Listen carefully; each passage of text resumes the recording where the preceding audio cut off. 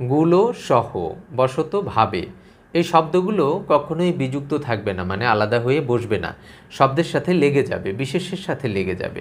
অনেকেরই এমন প্রবণতা আছে এগুলোকে আলাদা করে লিখেন, সেক্ষেত্রে ভুল হবে।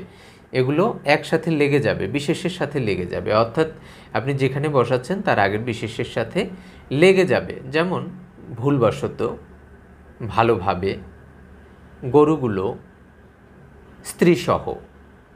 এখানে শব্দগুলো আলাদা আলাদা করে লেখার কোনো সুযোগ নেই, একসাথে লেগে যাবে। যেমন ভুলগুলো, ভাইসহ, অজ্ঞতাবশত, ভালোভাবে। এখানে দেখতে পাচ্ছেন গুলো সহ বশত ভাবে সবকটা বিশেষের সাথে লেগে গেছে, অর্থাৎ যুক্ত হয়েছে। বিযুক্তভাবে এগুলোকে বসানোর কোনো সুযোগ নেই। বিষয়টা আমরা খেয়াল করব, কখনোই আমরা এই শব্দগুলোকে বিযুক্ত লিখব না, অর্থাৎ গুলো সহ বশত ভাবে এই শব্দগুলোকে আমরা আলাদা করে লিখব না, একসাথে জুড়ে দেব।